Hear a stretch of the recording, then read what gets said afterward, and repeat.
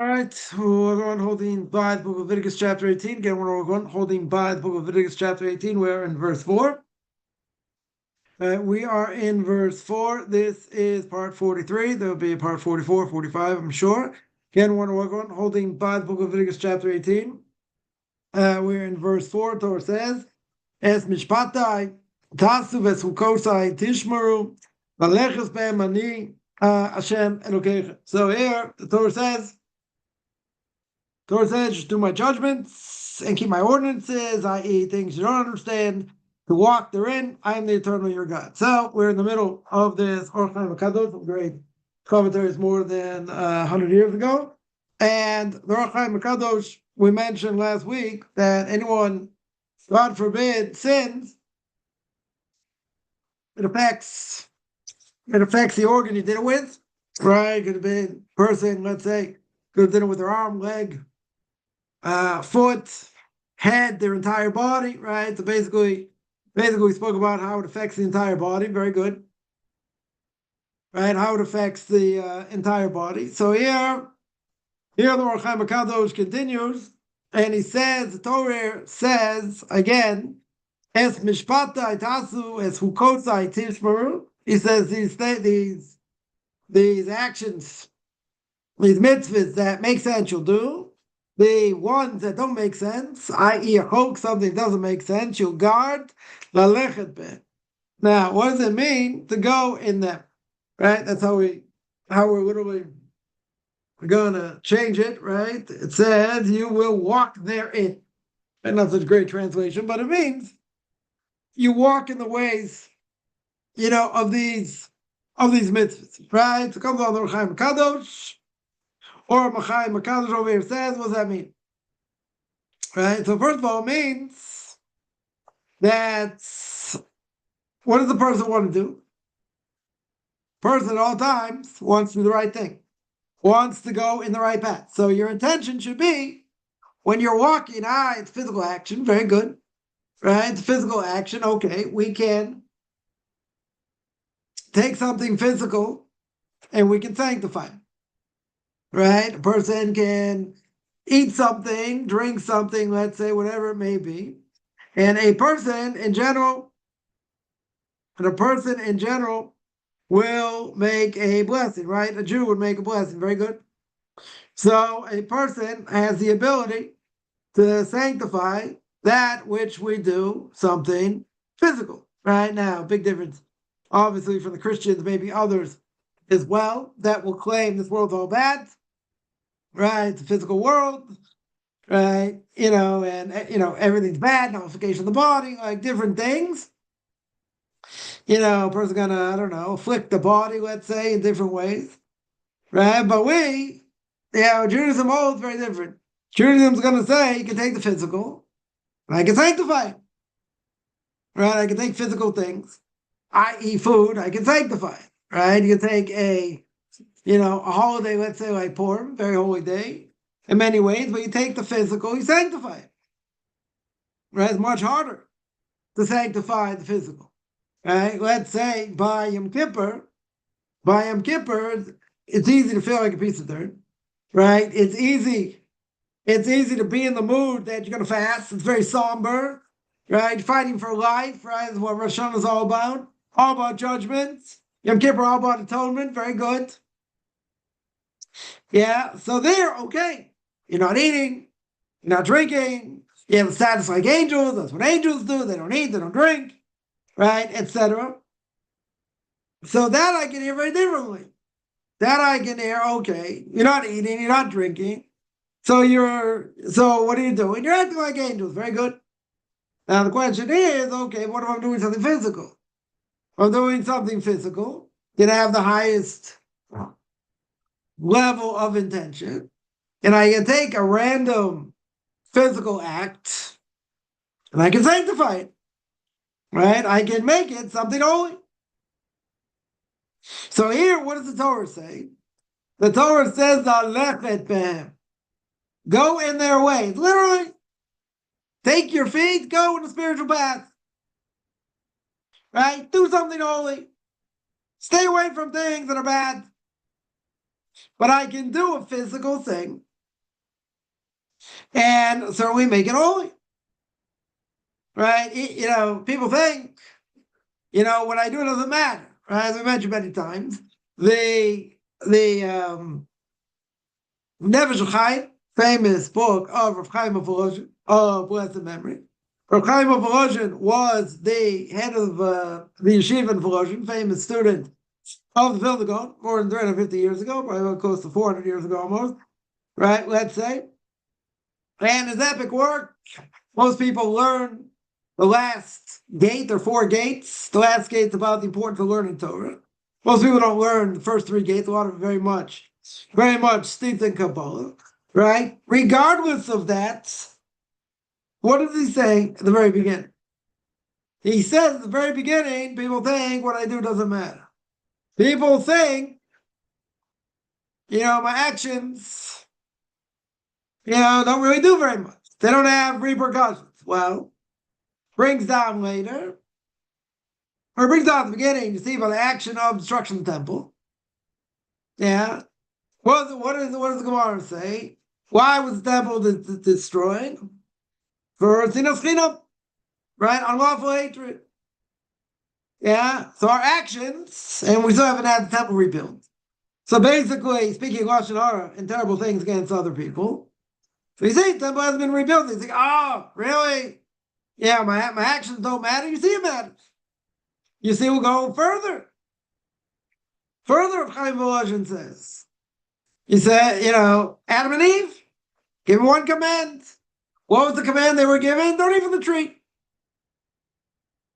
Do not eat from the tree of knowledge. Very good. Snake deceives Eve. They eat from the tree. Everyone passed the buck, so to speak. God asked Adam what happened. He says, this woman. God asked the woman, oh, it's the snake. Throw everybody out. Right, everybody out of the pool. Throw them out of the Garden of Eden. Very good. Didn't want them to eat from the tree of life, because they eat from the tree of life, then they wouldn't get any, they wouldn't get any atonement, right, so to speak, because you have to go in the ground, you have to die, never a Jewish concept, but that's what happened. So you see, there are repercussions. Some repercussions may be stronger, maybe absolutely catastrophic, others, we don't necessarily see the end result. Sometimes we do, but what's the bottom line? The repercussions. Right? Just like there are physical repercussions, there are spiritual repercussions. Physical repercussion, if a woman is pregnant and God forbid, she smokes crack while she's pregnant, the child can come out deformed. Now, is that the child's fault? Not the child's fault. Right? We're not going into, how these things happen and how the soul comes in and, reincarnation and blah, blah, blah. We're not going to go into that, but there's a direct repercussion, right? If a woman does this is the direct end result. Very good. Or maybe not so good, but there's spiritual ramifications, right? People think, oh, Torah, abracadabra, this, that, right? They don't think, it's spiritually all, it's all make-believe, what does it all mean anyway? Very good. Yeah, what's the spiritual repercussion? Let's say 2 people get together, a man and a woman, to make it simple. Not allowed to be together. And they have a child, right? God allows the child to come into the world. This child's come into the world. What's the problem? This is a union that was forbidden, okay? But God allowed it anyway, for whatever reason. So what's that child called? That child's called the mamzer. Right? Some will translate the bastard child, but again, doesn't necessarily have to be 2 people are married to other people, right? Could be, a child out of wedlock, but it could be a forbidden relationship, regardless. Now, in that case, where do you see repercussion? The repercussion is, even though the child's born, very good, or maybe not so good, depending how you look at it, okay, child's born, what happens? Child is only allowed to marry someone of that same nature, same union, or the child is allowed to marry a convert. Now, converts get taken aback by that statement. They'll say, what, I'm a second-class citizen? So here, what's the issue? There's an issue of pedigree, right? There's an issue of pedigree. Now, for a Jew to be part of such a, relationship, to knock against their pedigree, right? To knock against their pedigree. What does the Torah say? We are the chosen nation, regardless whether Christians or whoever say we're not chosen anymore, and they bring all the crazy proofs why that may be the case or not the case or who knows what. Yeah, very good. So we have a pedigree. We chose God. God chose us, for better or for worse. But we have a pedigree. Very good. Non-Jews who want to convert, and after conversion, right, will say their soul was on Mount Sinai, because no one in the right mind is going to want to convert if their soul wasn't at Mount Sinai and somehow got messed up through, let's say, intermarriage, and assimilation. Now, why do I say that? Why do I say it in those terms? Because a non-Jew in general, most people, they come in contact with came out of Christianity, right, at some level, most people. But at the end of the day, what happens? Why would they want to become Jewish? See, I was born with it, so, so I have no choice. I mean, could have chosen other things probably, but, why choose other things, and go another direction when, you were born with a certain, with a certain religion. Okay. But a non-Jew, a lot of people say I came out of it. Why? How did I come out of Christianity? Through logic. Because if you look at what, quote unquote, New Testament says, it doesn't make any sense, right? Many things don't make any sense. Historical inaccuracies, other inaccuracies.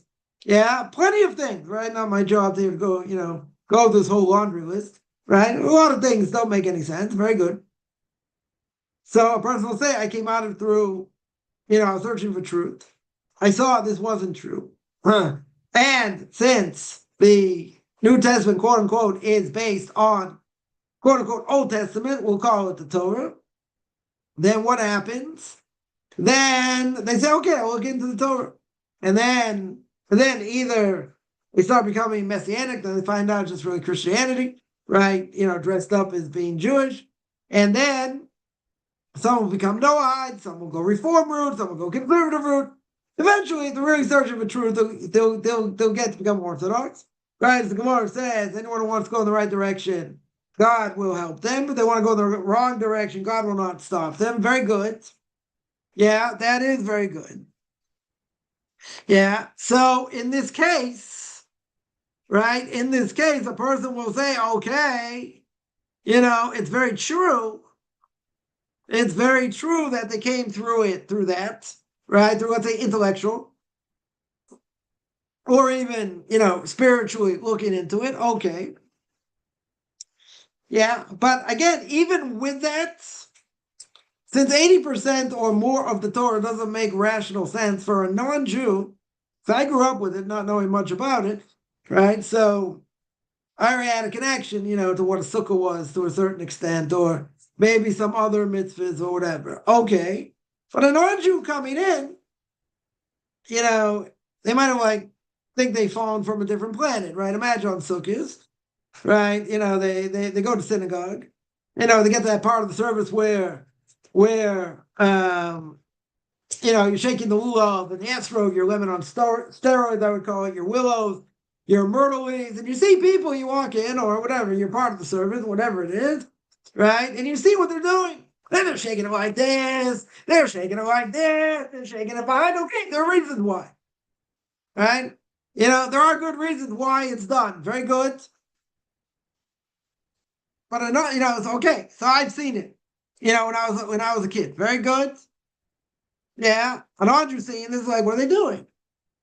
What are they doing with this, lemon on steroids? What are they doing with this lulav? What are they doing? Shaking like this and shaking it back and all that. What are they doing? Yeah, it don't make logical sense. I mean, obviously you have to understand it and why we do it, and, very good. But there are many other things. Many other things. Every second of every day, you got what to do. You got to, a person goes to the bathroom, you got to wash your hands afterwards, you got to make the blessing, right? You should weigh the mother bird. Oh, another thing that makes a lot of sense. You should weigh the mother bird and take the eggs. Yeah, and someone says that's cruel, makes them a heretic. Yeah, there's a lot of things. Bus for Halav, not eating milk and meat together. It's not rational. Some people say it's what they did in idolaters, services, whatever, they eat milk and meat together. Okay. But if I take meat that's kosher, and I take cheese that's kosher, I put them together, the Torah says that's forbidden. I can't eat them together. Torah doesn't tell me why. Right? Torah doesn't tell me why. There are potential reasons. That's what the Rambam, the guide for the perplexed, is all about. Right? There are potential reasons for doing it, but at the end of the day, there are a lot of things that don't make sense, right? Someone says, okay, let's leave one egg for the mother. That's not the mitzvah. It says, take away the eggs from the mother bird when the mother's hovering over the eggs. At a certain point, right? At a certain point, you're not allowed to take the eggs, right? It depends, how far along they are, whatever the case is, yeah? But it doesn't say leave them over or leave one over. It says take them. Take them. We're going to be Karaites here for a second, right? We're not going to look into what the rabbis tell us or oral law. The Torah makes very clear, take all of them. It says take them. When the mother bird's hovering over the eggs, you take them. That's it. You don't leave any over, right? That's not the mitzvah. That 100% is not the mitzvah, right? So when the mother bird comes, someone says, she sees her eggs, she cries, and invokes mercy. Okay. Does that take away from the mitzvah? No. People say that's cruel. Well, who cares what people say? The Gemara makes that very clear. A person says that's cruel, you're a heretic. Doesn't mean you can't repent.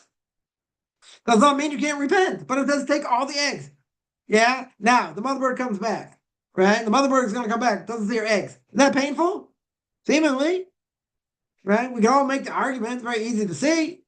Right? But, this is, as the Gemara says, I don't need the Gemara necessarily to tell me this. Right? I don't need the Gemara to tell me this. What does the Gemara tell me? That's what you do. Right? It's not a question of cruelty. It's a divine decree. It's Gemara Megillah talks about it. The divine decree. I mean, speaking about the Gemara Chulin also, right? But it's 100% a divine decree. We have to try and understand it. 100% we have to try and understand it, yeah? But at the end of the day, it's a divine decree, right? It is a divine, it's a divine decree, right? And people are going to say by sacrifices, I'm going to point out as well, that's cruel.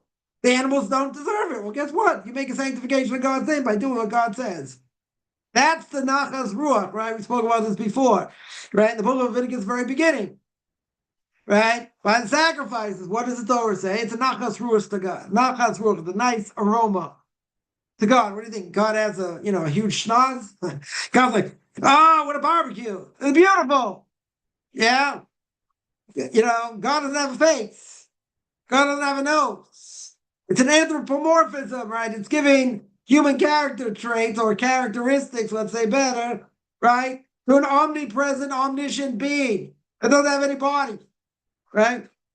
So comes along Rashi right on the spot. Rashi on the spot says, what does that mean? What does that mean? It's pleasant. It's a pleasant aroma to God. It can't mean literally. God doesn't have a body. Right? That's clear going to everybody. God doesn't have a body. God doesn't have a form. So what does it mean? So it means, says Rashi over there, it means doing what God said to do. You did the right thing. You did what God said to do. Very good. Very good. That gives him pleasures. Not the aroma itself. The aroma going up, what does that do for him? He doesn't have a body, right? Doesn't have a nose. You would think he's got this big schnoz. He's got this big nose. Like, it's like, oh, what an aroma. What a barbecue. He's got no nose. He's got no human form. If he's got no human form, what's the aroma? What's the pleasant aroma? That doesn't make any sense. Right? Literally doesn't make any sense. Right? The Rashi says, when we do the right thing, that's pleasant to God. Very good. Right? But everything, essentially, is a divine decree. Right? That's what we have to understand. It's all a divine decree. Now, that means I got to do my best to try and understand it. So the Rambam comes along, writes a work in very philosophical, Arabic. Been translated into Hebrew, very philosophical hard Hebrew. Also been translated into English. In the vernacular, it's called Guide for the Perplexed. Very good. So what does the Rambam there do? He tries to figure out what the reasons are for the mitzvahs. Now again, even if he comes up with reasons, we're not going to say it's the reason. Potentially it could be, right? Potentially it could be, but there could be 1,000 reasons. The Gemara doesn't, the commentators don't give us all the reasons. They give us some of the reasons, right? But who says that is the reason? So we have to look at everything as being a divine decree. Whether we understand it or not doesn't mean we don't have to try and understand it to the best of our ability. We have to try to understand it. But at the end of the day, it's a divine decree. And something like this is hard to understand. People are going to say very simply, right? You don't have to, we don't have to think too hard into this. Someone's going to read this and say, this makes no sense. You're shooing away the mother bird. After all the effort, to make this nest, she's got a whole bunch of eggs there, and you got to push her off. You can use, you can use a stick, push her off, whatever, and then you go up and you take the eggs. Yeah, that is the mitzvah. Now, anybody looking at this at face value will say, that's cruel. That's 100% cruel. Yeah, what does the Gemara say? It's a decree. That obviously it's there for a reason. We have to try and understand it, but you have to understand it's a divine decree. So comes along Moshe Feinstein, our blessed memory, Parshas Korach. He brings down in Drash Moshe's commentary on Chumash, and he says that Korach complains against Moshe Rabbeinu. A lot of the stories in the book of Numbers, we mentioned many times, we'll get there, I don't know when, right? But the book of Numbers, many stories there don't make a whole lot of sense, right? If you're looking at it at face value, right? One of them is going to be the sin of the spies, right? What do the Jewish people say? We're like grasshoppers in their eyes, right? And only Yeshua ben Nun, right, and Kal ben Yefuna, they're the only ones that speak out, about the greatness of the land of Israel and whatever. Everyone else, these great men that God, didn't tell Moshe Rabbeinu to send. Moshe Rabbeinu sent anyway. But these great men, they all spoke battle against the land of Israel. What happened? They didn't believe God could take care of these giants, right, in the land. So the Gemara says, oh, you're going to cry for nothing. I'm going to give you what to cry for. You're crying for nothing. Yeah. So what was that commemorated on? The 9th of Av, right? The fast of 9th of Av, all kinds of calamities. All kinds of catastrophes happened. Destruction of the first temple, destruction of the second temple, beginning of the First World War, Second World War, Jews thrown out of Spain, many things. Many things. Right? Don't eat meat. They miss the meat. They want fish. Maybe go back to Auschwitz, go back to Egypt. Also doesn't make a whole lot of sense. God's taking care of all their needs miraculously. Okay. Then he got the story of Korah. Yeah, comes along Korah. Korah complains. I want to be the high priest. Yeah, I also have yichus. I also have, I also have pedigree. I also have genealogy. Moshe Rabbeinu showing favorites. Yeah, but didn't you read the whole rest of the Torah before that? Didn't you read by the Ber Shem Moshe Lemor? God spoke to Moshe saying? Or God spoke to Moshe and Aaron saying? Or God spoke to Aaron saying? Right? He's not doing anything on his own. And then he takes 250 great people with him. And they all make fun of Moshe Rabbeinu. Right? Say, hey, if we have a whole bunch of books in our house, does that mean I have to put up a mezuzah on the door? And if you have, all blue sitzes, let's say, I have to make another one for Tchelis to make it fun. Yeah, but he wasn't a dummy. Right? He came out of Egypt. He came out of Egypt. One of the 20% that came out of Egypt. Saw the miracles there. Saw the miracles in the desert. Held the ark and he didn't die. He was on a level. And he saw who was great, was going to come out of him. He saw the divine inspiration. Lowest form of prophecy. Very good. But jealousy killed him. Comes along Moshe Feinstein. That was his background. Comes along Moshe Feinstein, a blessed memory. And he says, where do you make the mistake? How in the world do you make such a mistake? Look at all the things he went through. Look at all the things he saw. Look at all the miracles he saw. Yeah, what did Moshe Feinstein say? He said he didn't see everything as a divine decree. That's where he made the mistake. And one of the mistakes, right? Second mistake is he didn't internalize the message. But the most important mistake here is everything's a divine decree.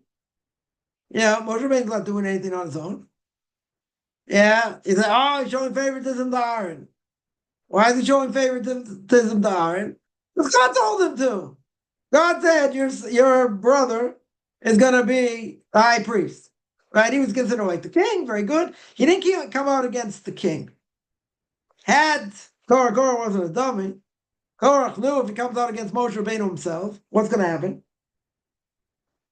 They are going to kill him. Why are they going to kill him? Because you don't come out against the king. What was he complaining about? He's complaining about what? About the Kodah, about being the high priest. And he saw who's going to come out of him. And he said, I have just as good lineage, as Aaron the Kohen. As Aaron the Kohen, very good. So I should be the high priest. But jealousy killed him.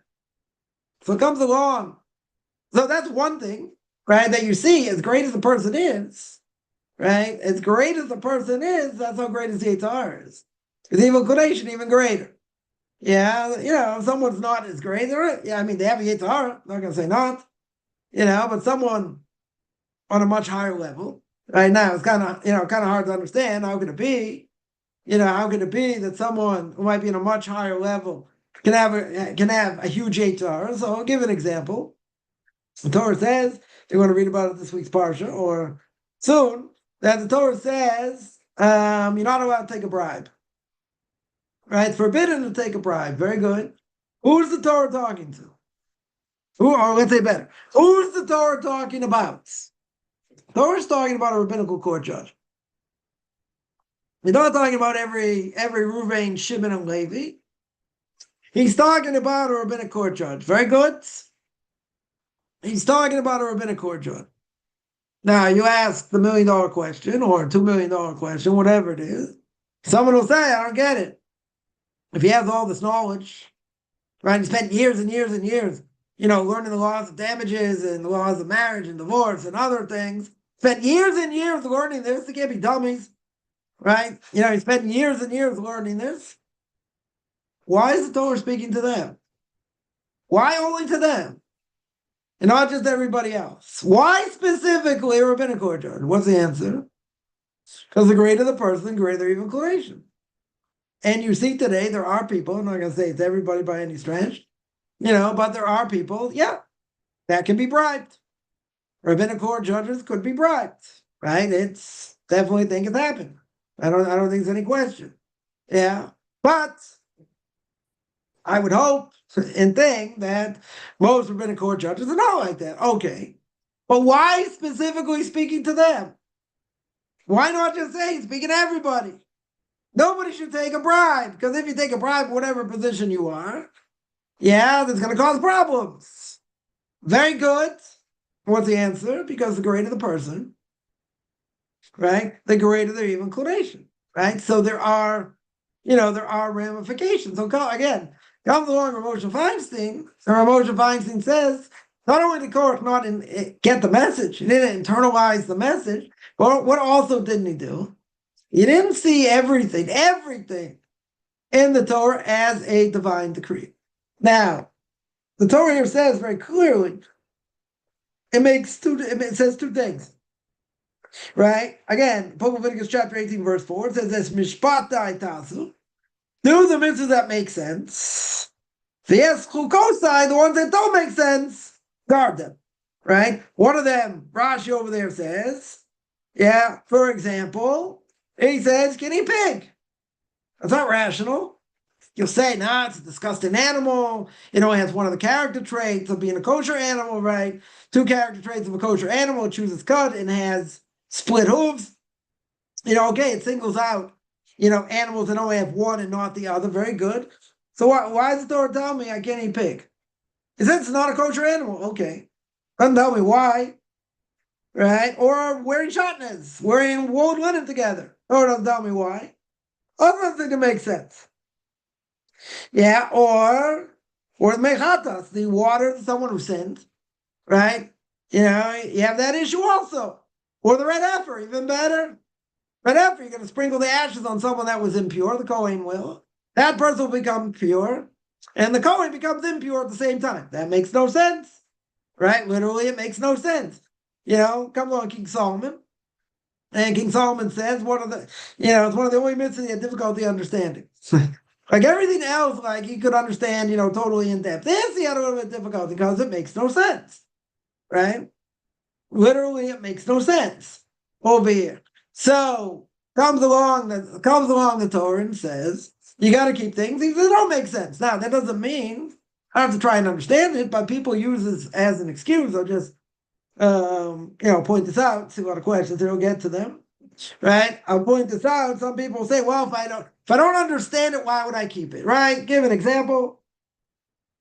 Someone once, gave a bunch of sweaters to my kids, in the winter, and the sweaters say, all wool. Yeah, 100% wool. Now, if it says 100% wool, or if it says there's wool in it, then you have to make sure there's no linen there. Right? In suits, you could have linen. You could have a wool suit with linen, let's say, used for a part of the buttons. It could be part of the shoulder pads. It could be a lot of different things linen could be in. So obviously someone who's going to check for this has to know what they're doing, have to be taught, obviously. Right? So I said it's probably okay. But I said, I have to get it checked and just make sure it's not a problem. So this person said, secular Jew says, well, why? I said, well, it's a good question. We don't really know. It's one of these divine decrees, right? Kind of like the red heifer and some other things. This doesn't make logical sense, right? They said, well, if it doesn't make logical sense, why would I do it? So I said, and if I gave you an answer, would you do it?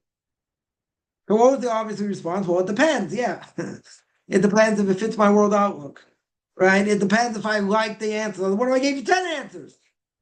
Or if I gave you 20 different answers? You can knock off all the answers. You can knock off and say, come on, if you think that's true, come on, that doesn't make sense for this reason or that reason. Yeah, you can knock them all off, let's say.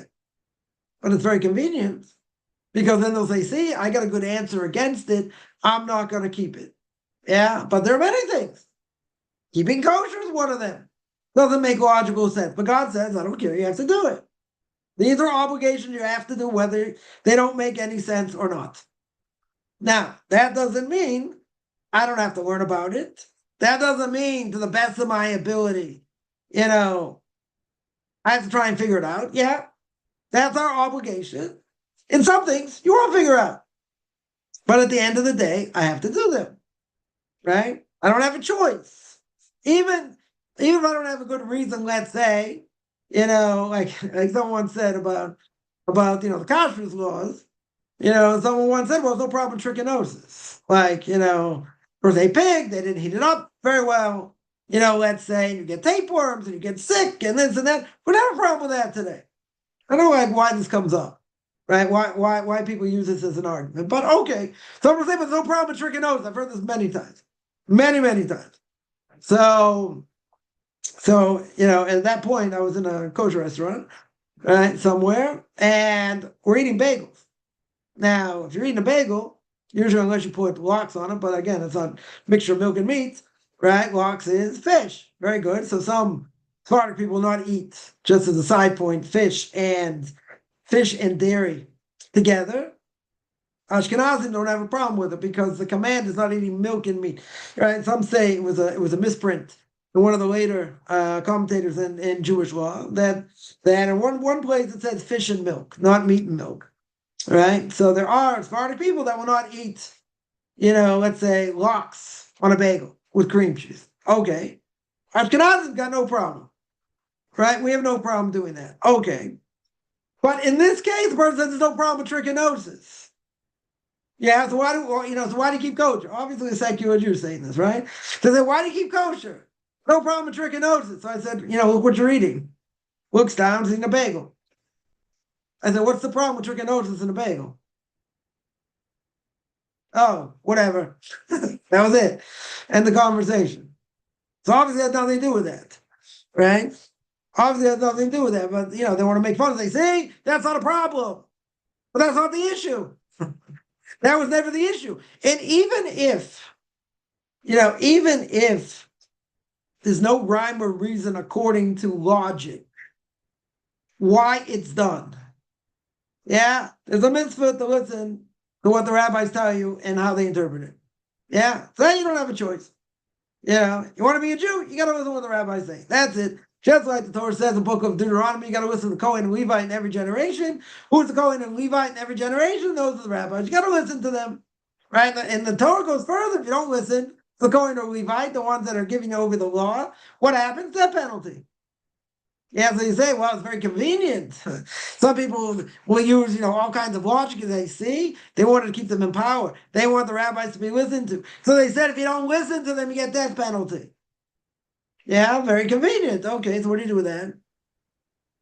The Torah makes very clear. Yeah, they're going to be leaders amongst the Jewish people.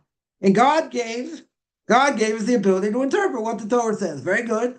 Even though we're going to see this week's Parsha, all these laws given, all about, laws of damages and different things. But there has to be an explanation.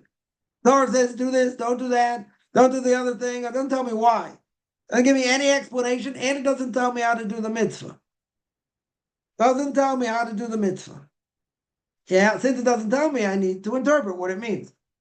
Right? So, okay. So, Moshe Rabbeinu for 40 years or 38 years, how long is it going to take, as we always say, how long is it going to take to teach the Jewish people 613 commandments? Now you have, let's say, 3 million people there, right? Let's say, on the high note, you have 3 million people there. In 38 years, how long should it take to teach 613 commands? 613 mitzvahs. Yeah, so you have to train, let's say, 1,000 people. Yeah, maybe 10,000 people. I don't know. You got to train a lot of people, and they should understand what the mitzvahs are, and they're going to train other people, etc., until everybody knows. Very good. How long should that take? 10 years? 20 years? It should not take 40 years or 38 years. It should not take 38 years to teach 613 commands. Yeah, on the basics of how to do it, what to do, and this and that, right? It should not take that long. So what's he teaching them? What's he teaching them? He's busy day and night. People asking questions about this. It's what it says at the beginning of the Parsha, right? Or, sorry, last week, right? That Yisro says, Moshe Rabbeinu can't do this. You never get anything done, right? People coming day and night. You got to train other people. Very good. But how's he going to train them? What's he going to train them in? Right? He's got to train them in what it all means, what all the ramifications are. Yeah? Yeah, 10 commandments, don't kill. Okay, so what's the definition? Is euthanasia, mercy killing, quote unquote, is that okay? They'll say it's mercy, it's not murder, it's mercy. This person's out of their mind and they're suffering and this and that, so it's mercy. Yeah, but if you pull the plug or shoot them in the head, it's the same thing. Essentially, it's the same thing, right? We don't look at it as being different. Oh, what if you defend yourself? Someone comes to attack you, you end up killing them. Is that murder? Well, you say it's not premeditated. Very good. Maybe it's not premeditated. What if it is? In war. Yeah, it's premeditated, no question. Right? That's what happens in war. Someone liable for that because they're in war and they have to kill the enemy? No, it's part of war. They're not going to be liable for that. Are they allowed to torture them to get information? Potentially. They do what it takes. If that's what it means to save lives, and you're going to save hundreds of lives by getting information out of somebody, and you have to beat them an inch of their life, so to speak, in order to do it, to get the information. I don't know if that's forbidden. I don't know. I wouldn't say that's forbidden. It's part of war. It's part of war. It's better to get the information other ways, right? Certainly in other ways, very good. Sometimes, you got somebody, you shake them down, scare the wits out of them, different ways. You get the information, right? That's the way of the world. That is the way of the world. Some people do it more, some people do it less. Whatever it is, an interesting question. I don't want to say deal with it, but it is an interesting question. Yeah, if they could get information in a different way, would they be liable? Would they be liable if they tortured them? If they tortured someone to get the information, but they really could have got it in a different way. Yeah, but this was the easiest way to do it. But they probably could have got it in a different way. So it could be that's forbidden. Right? There are laws governing this, but let's say I had no choice. Let's say this is the shortest and most efficient way to do it. Let's say you could have done it other ways. But this is going to save time and definitely save lives. Right? Let's say potentially save lives. Right? So you do it the quickest way possible. want to beat around the bush, and it's going to take weeks. And it's going to take months. No. You want to get the information out. Where is this person? Where are these bodies? Whatever. They, and they look at you and say, go down. Say, okay, then start cutting off their ear, fingernails, toenail, I don't know. Whatever you do to shake them down. Whatever you do. And they say, okay, I'll talk. Okay. So instead of beating around the bush and never getting the information, that's a good way to get information. Yeah, the question would be, if you're going to get the information just as easy a different way, maybe it's better to do it the other way. You don't have to torture somebody, right? Maybe you don't have to torture them, right? I'm not so sure that'd be forbidden either, right? I'm just, thinking out loud. Well, why should it be forbidden? This is war. I'm not saying everything in war, is permissible. Not going that far, yeah. But in this case, it might not be, might be okay, right? In either case, we need definitions. And if we need definitions, where are you going to get definitions from? For better or for worse, that's what we have oral law for. Oh, the rabbi said this and the rabbi said that. Okay, what else do we have? How else are we going to get information? How are we going to know what to do? Yeah. So Moshe Rabbeinu had to be teaching them something more, more deep. Had to be teaching something deeper, because it's not going to take that long. I do not believe, I could be wrong, people take me to task for this, but I do not believe it's going to take 38 years to teach 613 commandments, right, to 3 million people. Basic things, don't steal, right? This means you don't take what does not belong. Like, you move on to the next one. Don't kill, don't do this, or whatever. Okay, right? So you give them a basic idea of what it is, right? What about all the other details? Okay. Right, but you want them to get the basics. Okay, very good. That's going to take 40 years, 38 years? Not going to take 38 years. Should not. Right? Moshe Rabbeinu teaches 1,000 people or 10,000 people, whatever it is, and they teach everybody else. Yeah, that's not going to take that long. Should not take that long. Yeah, so if it's not going to take that long, once he teaches them, he has to be teaching them in depth what the mitzvahs are and how to do them or how not to do them, what to look out for, and all that. Right? So you need interpretation, right? But some people are going to argue, my interpretation is just as good, right? Now, that's a problem. And the reason that it's a problem is because you cannot have two Torahs. You can't have everyone doing their own thing, right? And this is why, I'll just give one example, that laws of muktzah, something on Shabbos, that I'm not allowed to touch or move, right? Let's say, either it's something, let's say something forbidden, on Shabbos, let's say, I don't know, let's say using a hammer, right? Because you normally use a hammer to hammer nails, or car keys, let's say, or pen, or anything electronic, any of these things, right? Those things are not allowed to move unless you need it for space. Like, let's say you have, I don't know, a person left their phone, on the table. They need space, so they can move it, right? They can move it, but you're not allowed to move something if you're afraid it's going to get damaged, right? You left it outside, it's going to rain, might get ruined, right? The only reason you're going to move it is because you don't want it to get ruined. Or let's say you have a picture. You have a picture on the wall, whatever the picture is. Normally, a picture stays on the wall. A picture nobody ever moves. Why? Because you don't want to get ruined. Right? Now, there's a case over here. That's why I mentioned it. Because, why do we say you can't have two Torahs? I'll give one example. One example in this case. Let's say a person has a family heirloom. Now, this family heirloom, goes back 200 years, 250 years, whatever, passed down generation to generation, right? Whatever it is. Now, according to that person, they're never going to move it. Now, why are they never going to move it? They are never going to move it for one very simple reason. They don't want to get they do not want to get it ruined. That's why they're not going to move it. So therefore, on Shabbos, you can't touch it in general.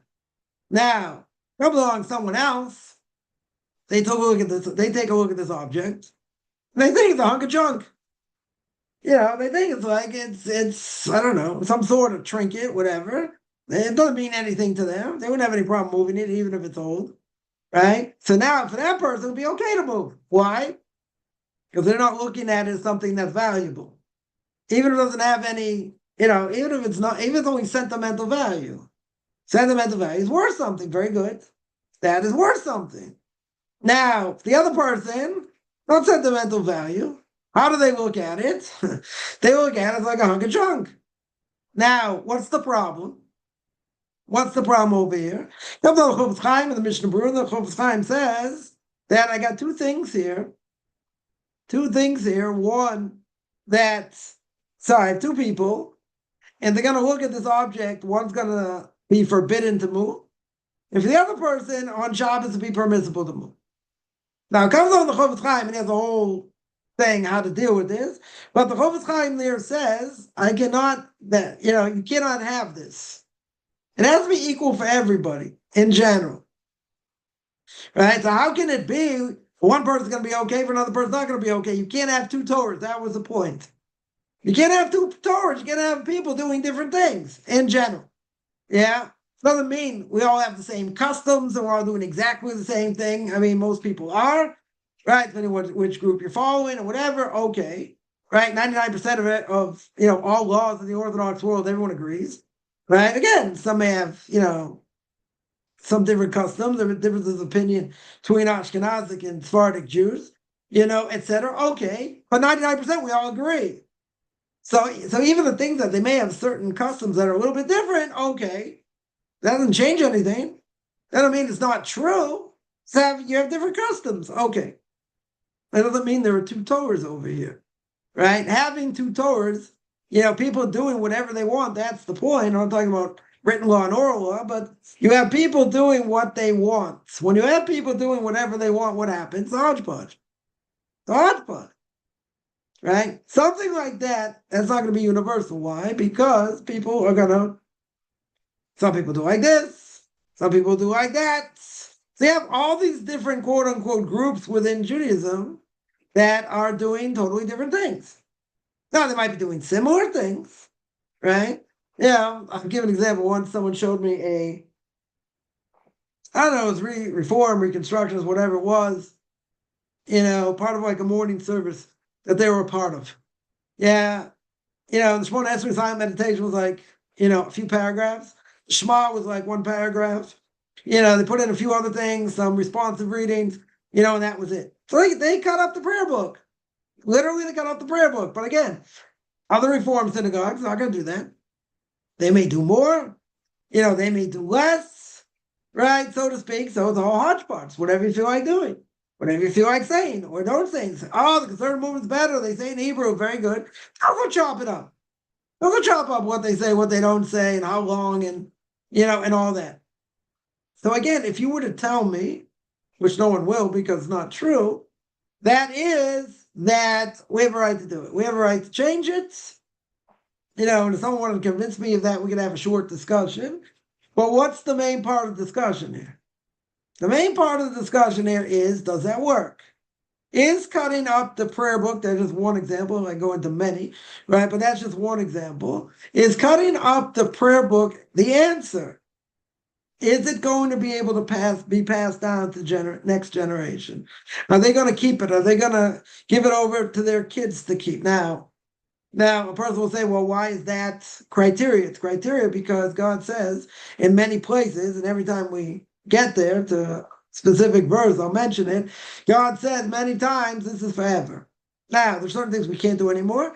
Even though it said forever, we don't have a temple in Jerusalem because of our sins, so we can't bring sacrifices. There are other things we can't, that have gone by the wayside because of our sins. Okay. But that doesn't mean it wasn't forever. It was. We messed it up. Very good.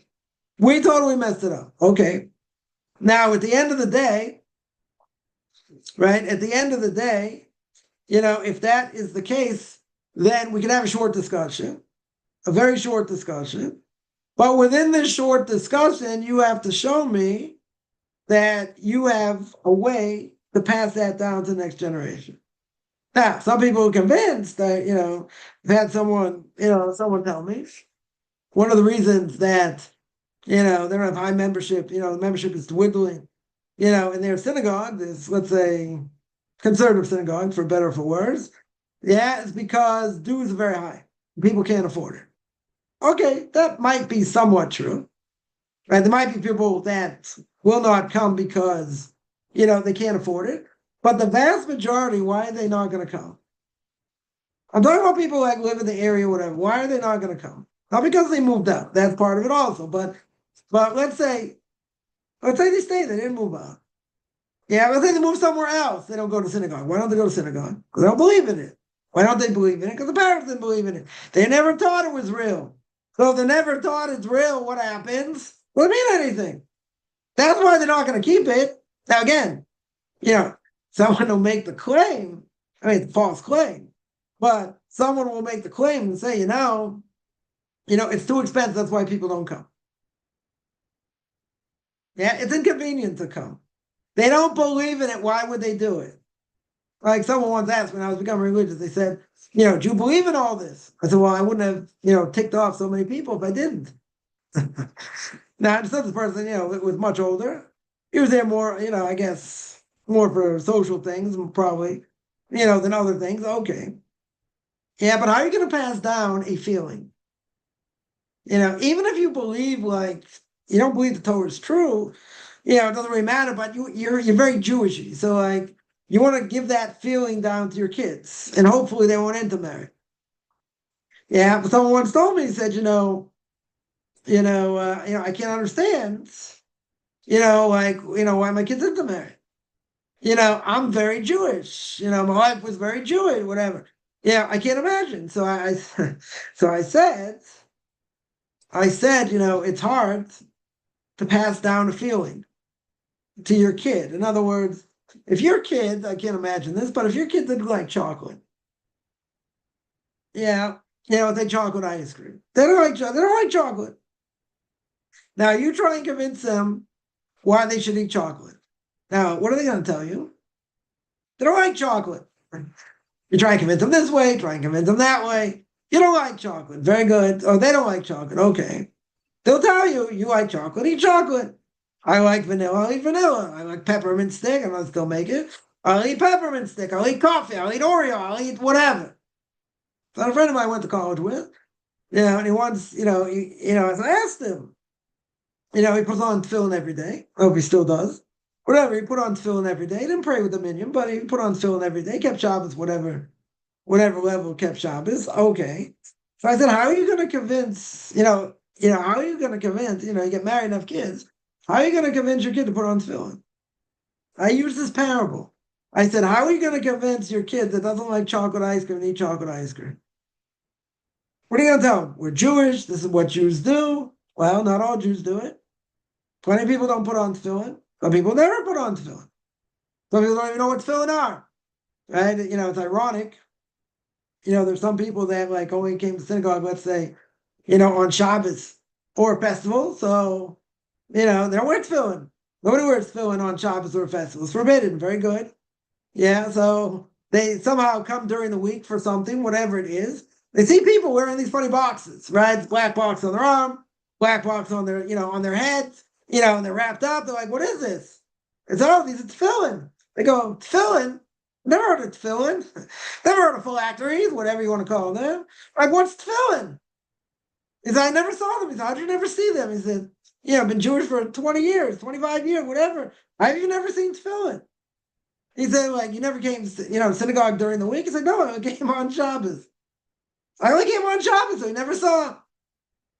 He never saw what tefillin are. It's a true story. Can't make this stuff up, and we always say fact is greater than fiction. Right? But how are you going to convince a child or anybody to want to keep Torah mitzvahs if you yourself don't? You're going to say, do as I say, not as I do? If you don't believe it, you don't keep kosher, you don't go to synagogue on Sabbath, this, that. Doesn't mean anything. So if it doesn't mean anything to them, why in the world would they want to keep it? Or would they want to go? And someone told the story also. Someone told me a daughter getting married.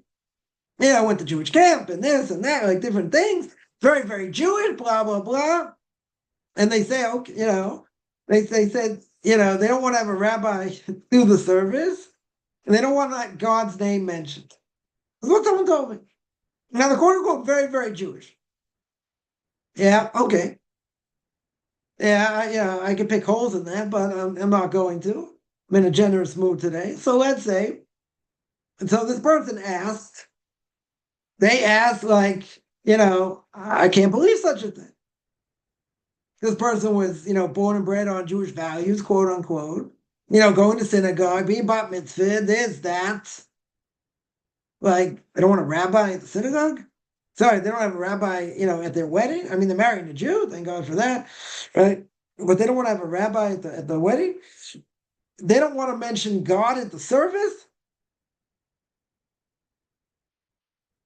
Like, I don't know if they're telling me the story because of shock value or how I'm going to react or whatever. They're like, I can't believe such a thing. I was like, why are you so surprised? Why is that surprising? Because they have Jewish values. They know we're very Jewish. They know, we keep kosher a little bit. We do this, we have Friday night a little bit. We do this a little bit. I was like, keep talking. Dig in your own grave. Yeah, they didn't have a proper Jewish education. Right? So what if they went to a, quote unquote Jewish camp? So at the very least, they, imbibed in them, good feelings about at least, about Judaism, giving them positive feeling, very good. At the very least, what will they be? Maybe successful at? They will marry a non-Jew. Okay.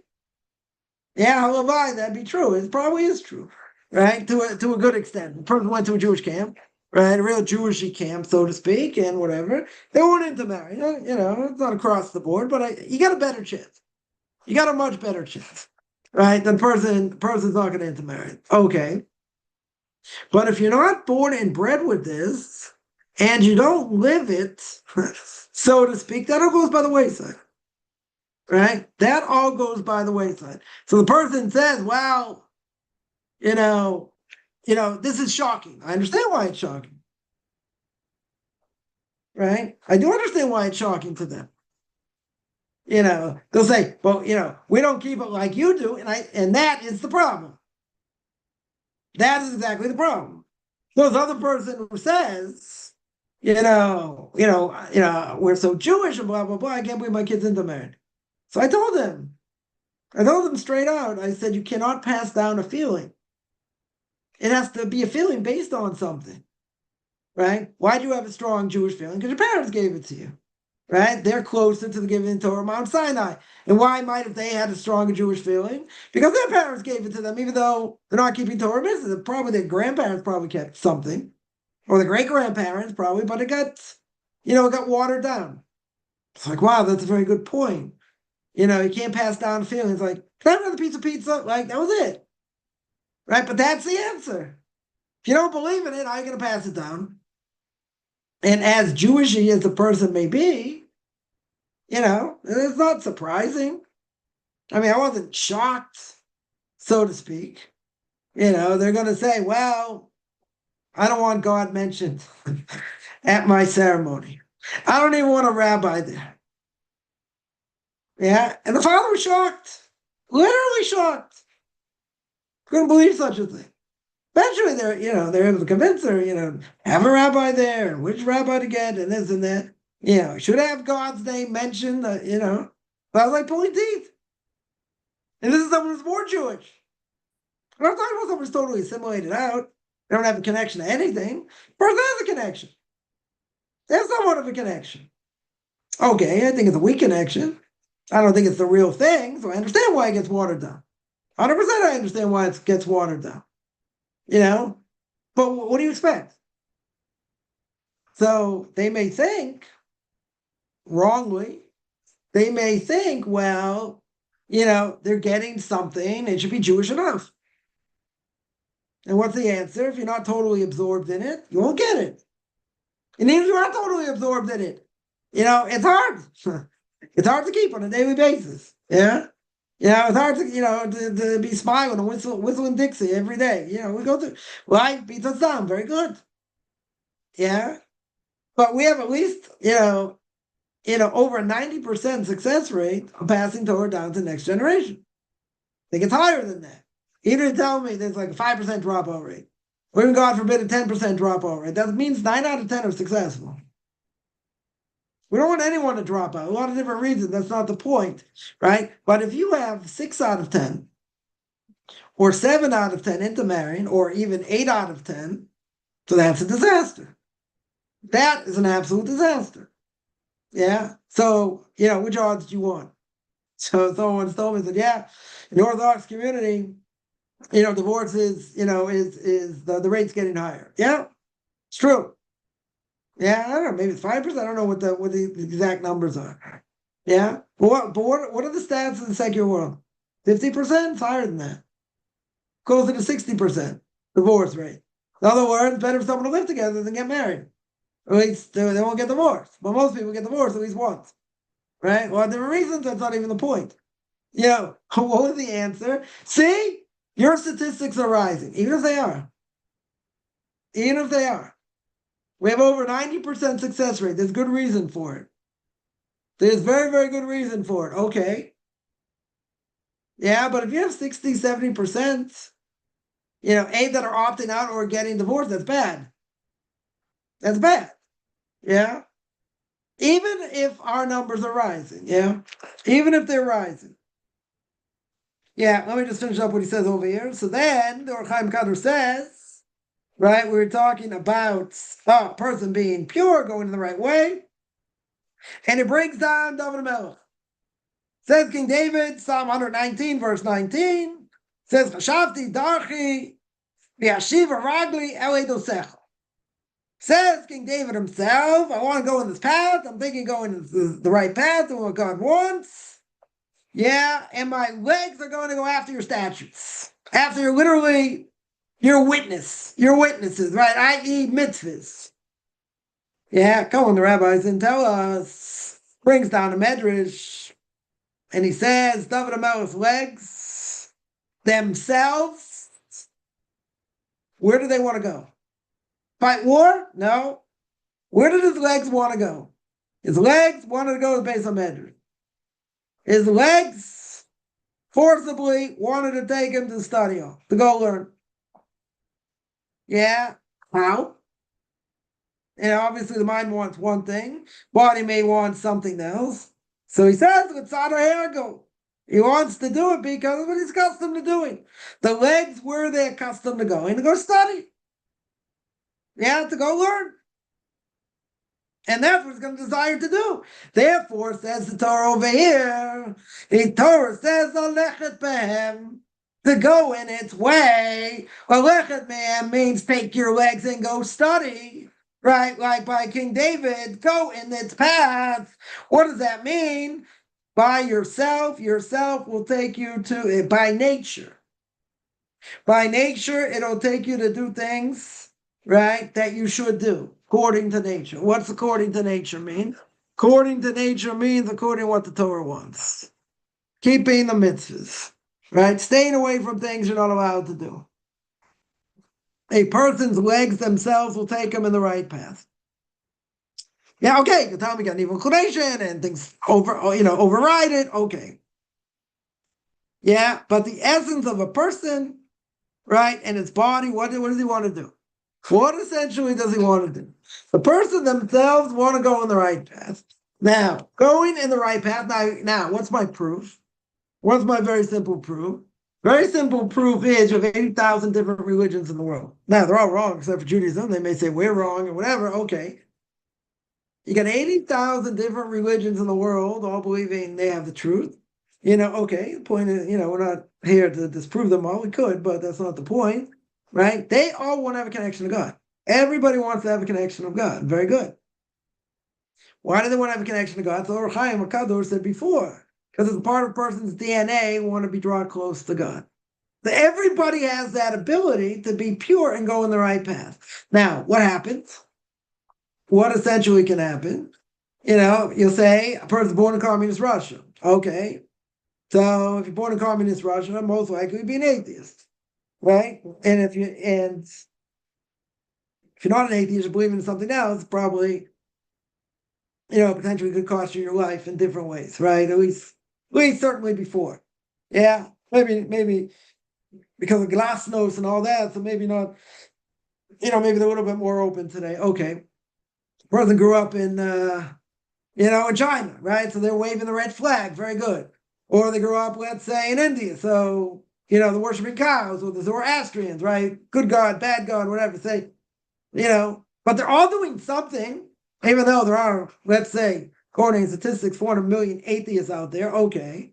They have a lot of, they have big mouths, so they talk a lot, and it seems like there are a lot more of them, but the major religions got most of the people covered, right? You got, Christians, Muslims, Hindus, right? That's most of the known world, more than half of the most of the known world, right? So again, 400 million is not nothing to sneeze at, by being atheist, but you have all these people, tens of millions of people searching, want to have a connection to God. Very good, right? Now, why is that? Because you got to live for something, right? The Rambam makes very clear in 13 Principles of Faith, either you believe in God, you believe in idolatry, nothing in between, right? Because idolatry doesn't mean you're bowing to something necessarily. It doesn't necessarily mean it's an idol literally. It could be something you give power to. You should never give that much power to. Money, fame, all kinds of things, food, entertainment, right? Today's a very good example. One of the most watched sports events of all time, right? Every year it's Super Bowl, right? Patriots says my team happens to be in it, but okay, right? All those Patriot haters out there. Very good. Yeah, the most watched game. What do you think commercials are like $500,000, for 30 seconds or less? Yeah, because the whole world's watching. I think the only game that's watched more is the World Cup. I think that's the only game that's watched more than the Super Bowl. But it's mind-boggling, right? It's mind-boggling. The whole day revolves around this game. Yeah, the whole day. You got all the commercials, you got the halftime show, and who knows what, whatever it is. So people give a lot of power to that. Sports, to entertainment, to different things. Okay, but you want to have meaning in something. Because you want to have meaning in something, yeah, so you're going to put effort into doing that, whatever it is. So there are people who want meaningful relationship with God. Okay, so they're all misguided, right? Many of them certainly are totally misguided, right? And totally wrong. But why would that be? Why would so many people in the world, most of the known world, or at least more than half, let's say better, more than half of the known world, yeah, believe in some sort of, believe in God. Yeah, it's at some level. Yeah, most of the known world, the major three religions, most of the known world, or more than half of the known world, let's say. Right? They have 400 million people, let's say, give or take, are atheists. Okay. Yeah, that's not a small number, but compared to the rest of the world, however religious people are. And I'm not going to break that down. Some, maybe the numbers are less because it's not really keeping very much. Okay, it doesn't matter. Let's say those are the numbers. Right? So you have a huge amount of people that want truth or some element of truth. They want meaning in life. Where are they going to have meaning from life? Supernatural. They want to believe there's a God. They want to believe he does good. They want to believe in something beyond them. They don't want to just think, well, this world is the ultimate, right? Faith. This world is the ultimate. They don't believe that. They want to believe there's something more when the person dies. And if a person doesn't believe there's something more, then eat, drink, and marry, lest tomorrow I die, as Isaiah says.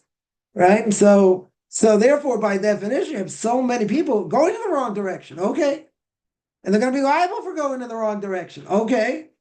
But the fact they're going in the wrong direction, at least they're searching.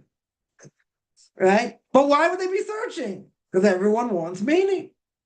Most people want meaning in life. They'll take, fantasy. But that's why you have so many people, tens of millions of people, right, who are going to go down the wrong path, right? But they are searching for something supernatural. They are searching, quote unquote, for God. Otherwise, it wouldn't make sense. Why so many people do that? So again, you go into the whole thing about what we live for and what's our purpose, and all these different things. People want to have purpose, but they get stuck on, evil when bad things happen to good people, and all kinds of other, tragedies and misfortunes and, and all that, because their definition is starting with, well, God is good. So how do you see God? If he's good, how do you see God in tragedies and other things? Okay, but again, that's not the topic here either. Right? But you have so many people in the world, vast majority of people in the world are searching for God. It's mind-boggling. Mind-boggling. Comes on the Or Chaim HaKadosh and he says, why is that? Even though they're going off the rails and doing crazy things and who knows what. But why is that? What's the reason? Because God put in your DNA. 100% he put it in your DNA in order for a person to search for supernatural. Right? Otherwise it wouldn't make sense logically. right? Well, you say, but people need meaning. Okay. People find meaning in work. People find meaning, let's say, with family, maybe, maybe find meaning in other things. Yeah, but they're not necessarily looking for supernatural. The vast majority of people are, right? Again, Amalek brought to the world this idea of doubts, right? As we get close to Purim, brought down this word, this idea of doubts, so to speak, like there is no supernatural, everything just happened by accident, right, etc. And that's still alive and well. It seems like that's more alive than so-called other religions because people are much more vocal. I think people are more vocal about it. But even so, right, even so, that's still, alive and well. But the vast majority want to believe in God, right? When I was going to rabbinical school many years ago, so I got interviewed by a local paper, and one of the quotes actually that got right was, the quote was that people think, a lot of people believe in God, or they say they believe in God, and I think it's a bunch of garbage, which is true. People say I believe in God, but what do they do that's godly? What do they do? What like show me? Like, they can say they believe in God. Probably a lot of people do believe in God, even though there are, a lot of atheists out there. Okay, what does that mean? They believe in God? Yeah. Does believing in God mean I have an obligation to do anything? Yeah. Well, like, how far does that go? So, again, a basic, basic belief that this is supernatural. Yeah. So, yeah. So maybe you tell me a lot of people believe in it, but there's so many different levels, right? But even if you tell me they believe in God, what's that like? What does that mean? You say I believe in supernatural, and well, how much in charge of the world is he? Is it divine providence? Did he create the world by himself? Right? How do all these pieces fit together? You're not gonna have answers, right? A lot of people have a very simplistic idea, of what God is and what they think it is. But they really believe? Well, if they really believe, why don't they keep it? According to any religion. Right? No, I don't believe in religion, but I believe there is I've heard people say this. I believe there is a higher being. Okay, so what exactly does higher being do? How does it work? Do I have to serve him? Right? I mean, there are a lot of questions. There are people who want to believe in a higher being. Very good. Right? But that comes with obligations. Right? But just to say I believe in God, I don't know, it doesn't really mean that much. Or people say, maybe not the way you do. Yeah, I mean, you can break that down very easily. It's not going to get you anywhere. It's like, oh, you believe in divine providence? Does God run the world? Every aspect of our lives, is God in charge? Is he not in charge? Do I have to serve him? What do I have to do? Then they don't want to have a conversation because that's already much more, it's a much more complex thing. They don't want to get that involved because then if they do believe, they got to change. And if they have to change, they don't want to change. Right? So it's very convincing. Yeah, I believe in God. And like, what does God tell you to do? God tell you to cheat in your taxes? What does God tell you to do? How does he tell you to do things? What's your moral fiber? Whatever. Is morality relative? Like a lot of questions, just knock them out. Right? So they got the quote right, because I think it's garbage. Right? It's going to depend on what you define. How are you going to define what God is? Right? But, to believe in God, yeah, I believe in a higher being. Okay. And does it obligate me?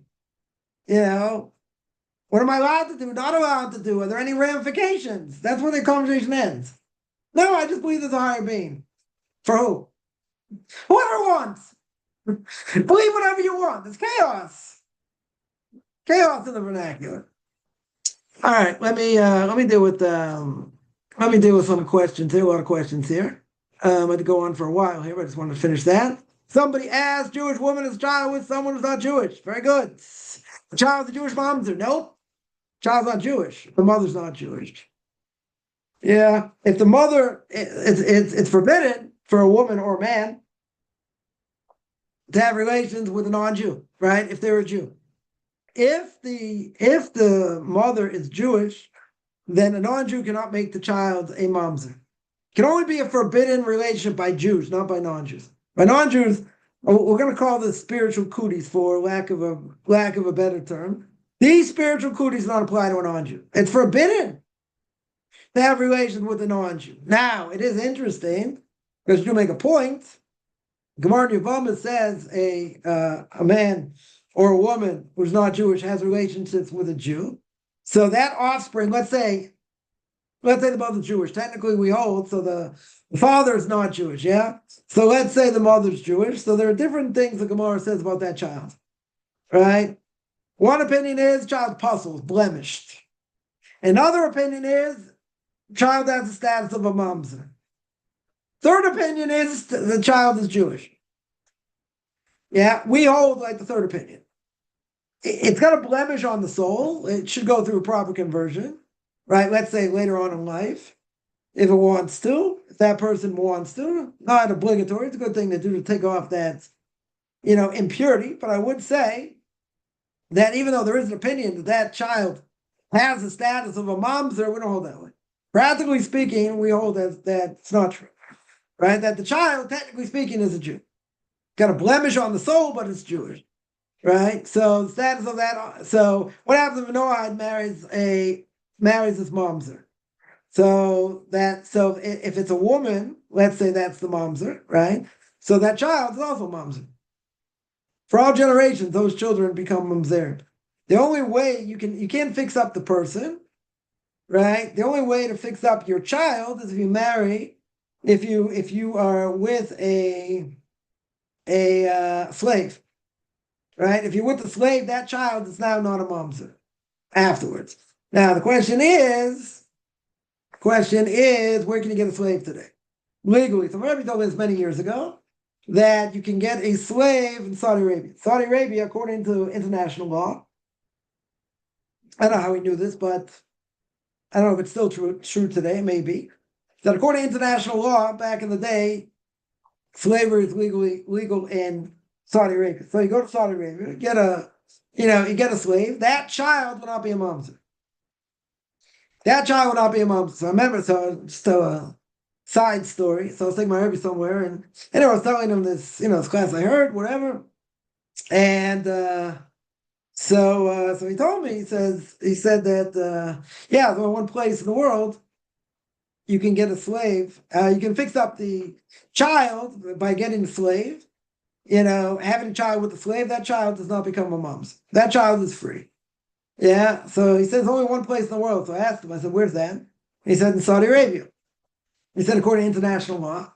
Yeah. So that is true. I don't know if it's still true today, but that's what he told me. So the side story is, he said, wow, I see you don't know anything, about history. And I was learning with him one-on-one, Sefer Mitzvahs of the Rambam at that point, once a week. So he says, I see you don't know anything about history. He goes, don't you have a degree in like one of these impressive universities in America? He goes, what'd you get a degree in?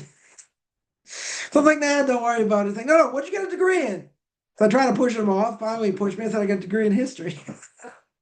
So I studied, whatever, took a bunch of classes in World War II was kind of my specialty a little bit.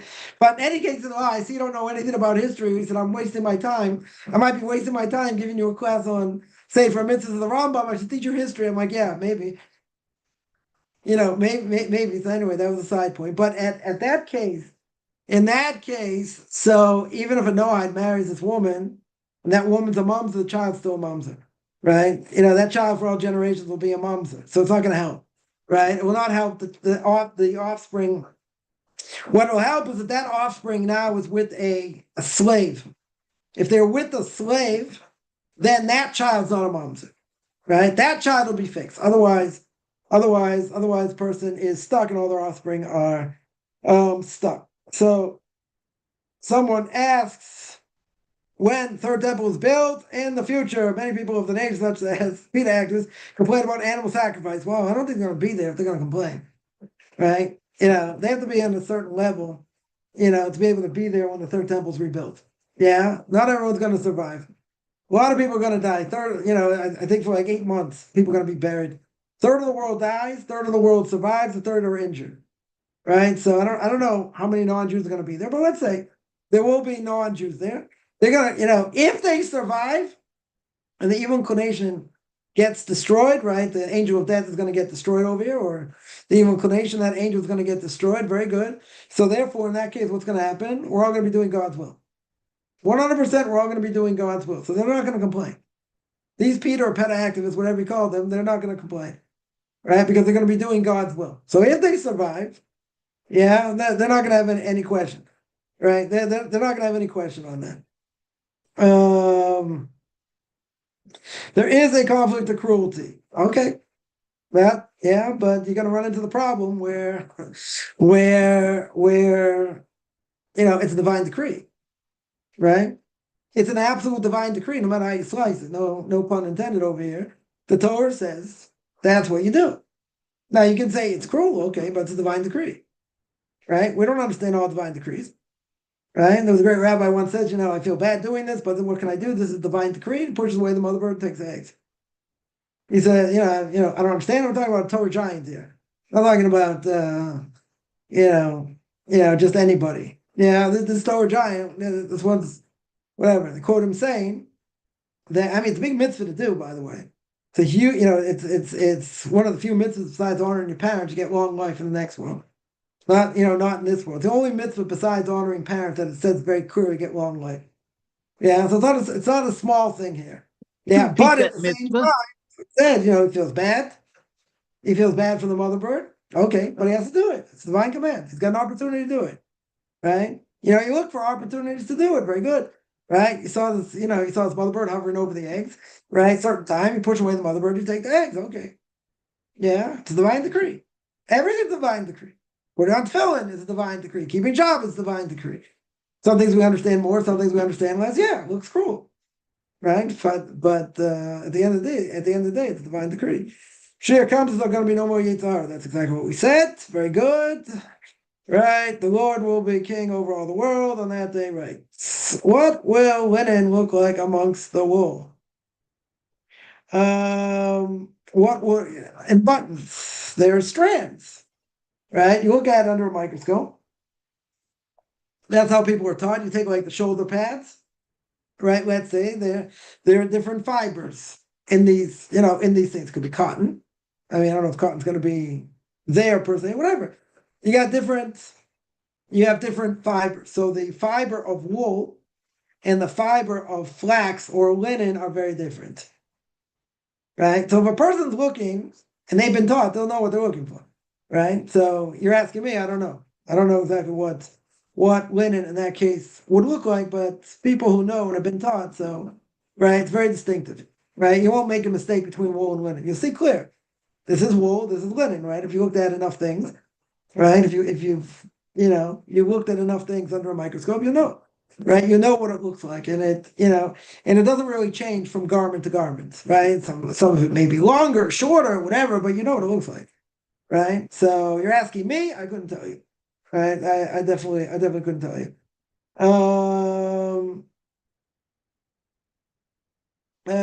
Please repeat that. It's called shiluach haken. I think that's what you mean, right? Shiluach haken.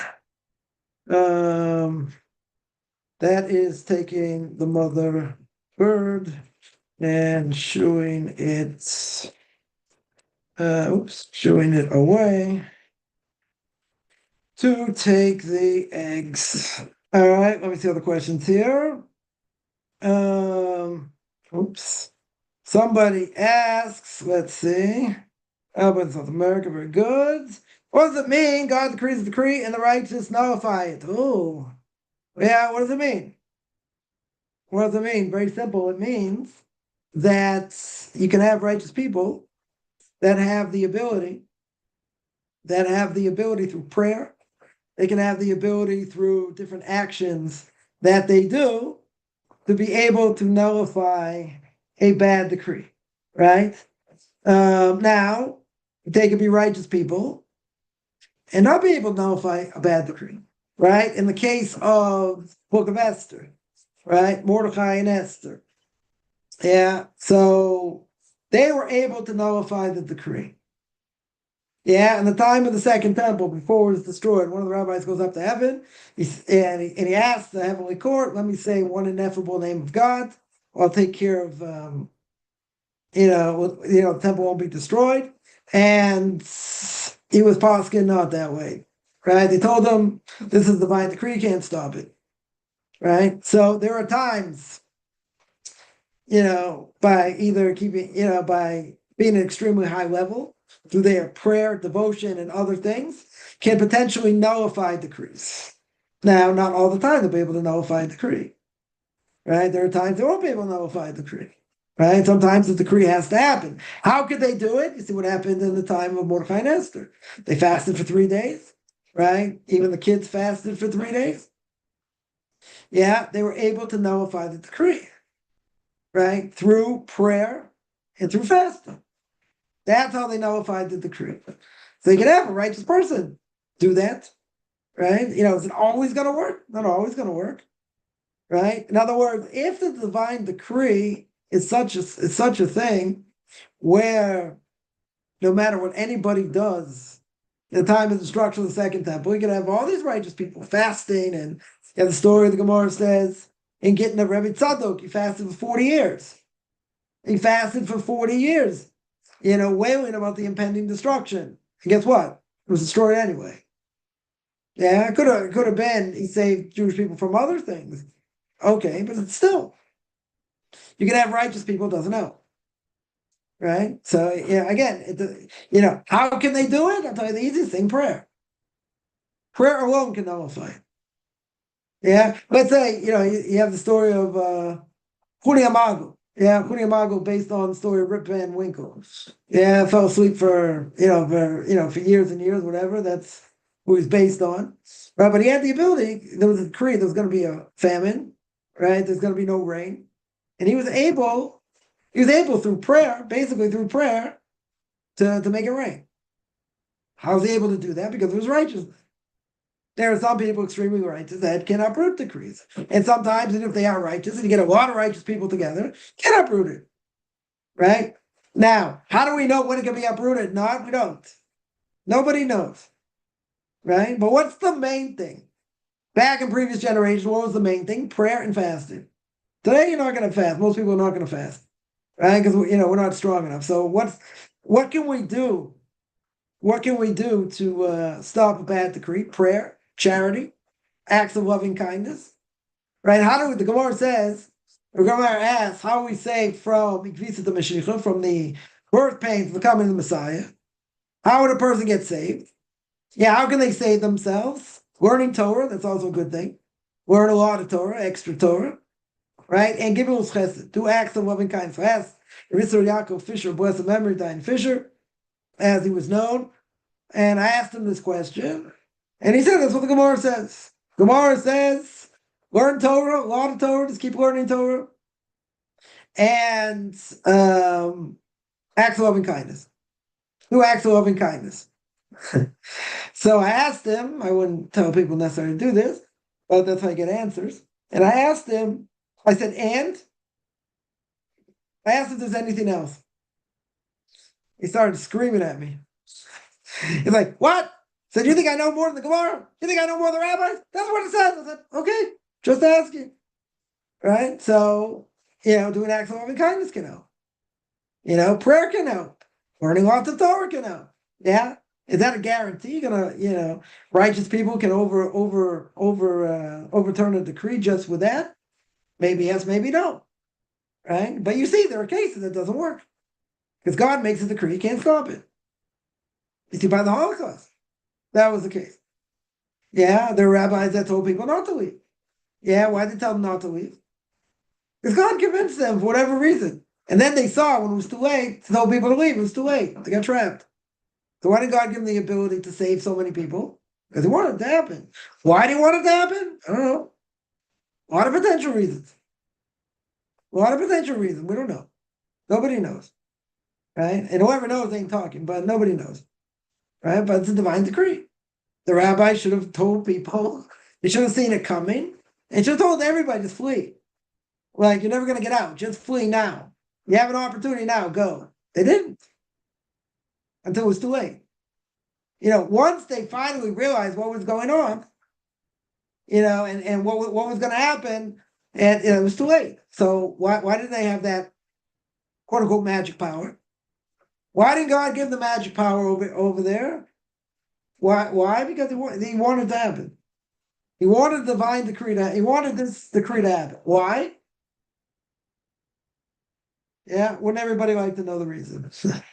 Nobody knows. It was a divine decree. It couldn't be stopped. Does Elohim and Hashem, Yudke Vavke, have difference? Because in some places, Torah angels are also called B'nai Elohim. What does Elohim mean? It means judgment. What does Yudke Vavke mean? What does the name Hashem mean? God of compassion, right? Two different things, right? Now, B'nai Elohim, right? It's also a big mistranslation. It'll say, sons of, sons of God. But how can it be sons of God? There are no sons of God. Right? It means angels. Right? Essentially means angels, right? Potentially. Right? But Elohim can also be a name for a judge. Right? How do we know? We know that there are three judges in a rabbinical court, right? Because in the portion, I think in the Book of Exodus, uses the name Elohim 3 times. But Elohim doesn't mean God. Doesn't mean God over there. It means judge. Right? It means judgment. Literally means judgment. Right? Means judgment. Right? But there are 2 different aspects of God. Right? There are 2 different aspects. One's God of judgment. One is the God of compassion. Right? The beginning of creation, Bereshis bara Elokim, Eis Hashemayim ve'eis haaretz. Right? Torah says, Genesis chapter 1, verse 1, God created the heaven and the earth. Very good. God of judgment. Very good. Why not God of why not Hashem? Why don't you use Hashem's name? God of compassion. Very simple. Because God wanted the world to be created with divine justice. The problem was he saw that people wouldn't be able to survive. Right? Very hard to live just in strict justice. No one would be here today, that's for sure. Right? So what did he do? He created the world with a mixture of justice and compassion. Because if he didn't create the world with compassion, guess what? I mean, it'd be better for everybody. You wouldn't have to listen to me. Nobody would be here. Right? There are a few people in the world that lived according to divine judgment. Few people in the world.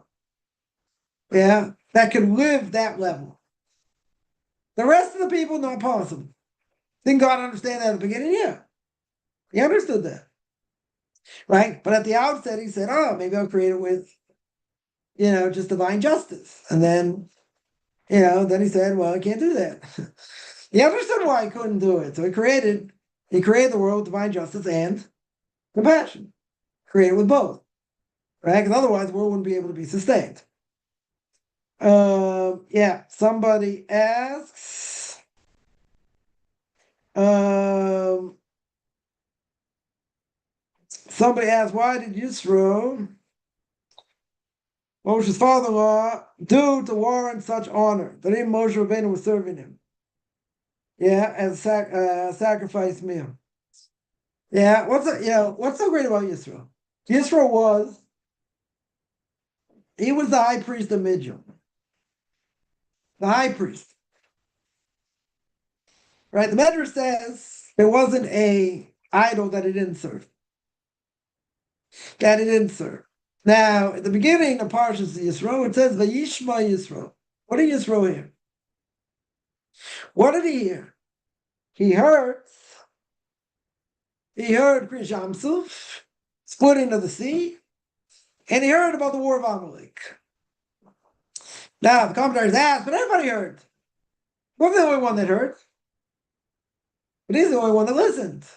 He's the only one that took it to heart. He's the only one who wanted to change. I would want the mixed multitude. Okay. Converts came out of Egypt or other places. Okay. But he internalized the message. But what did he hear over here? Why not the plagues? Didn't he hear about the plagues? Plagues pretty impressive.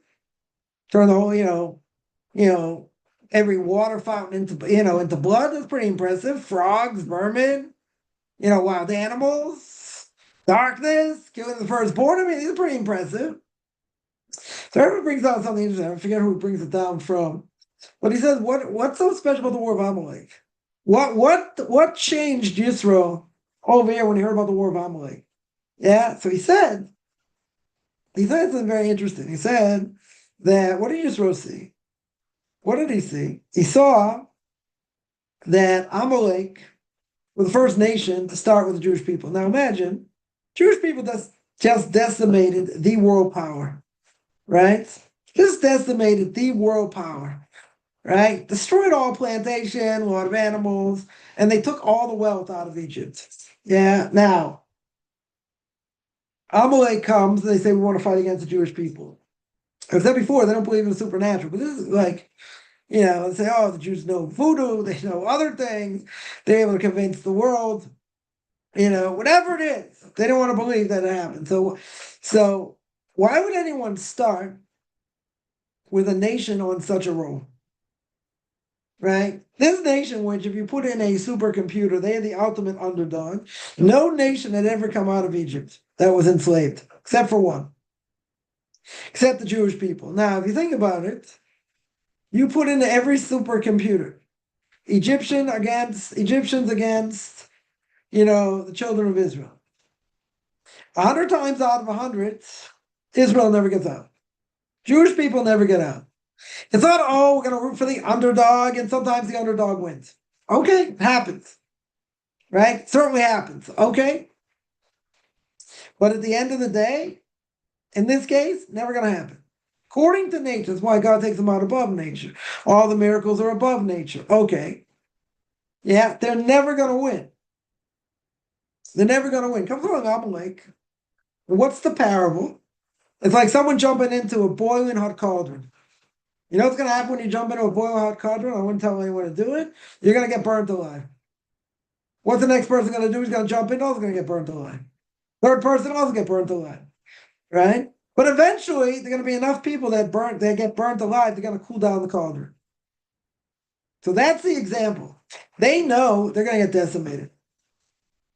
Right? But they don't care. But they want to cool the other people down. They don't want them to be on such a high level or whatever, so they're gonna start up with them. Does it make sense logically?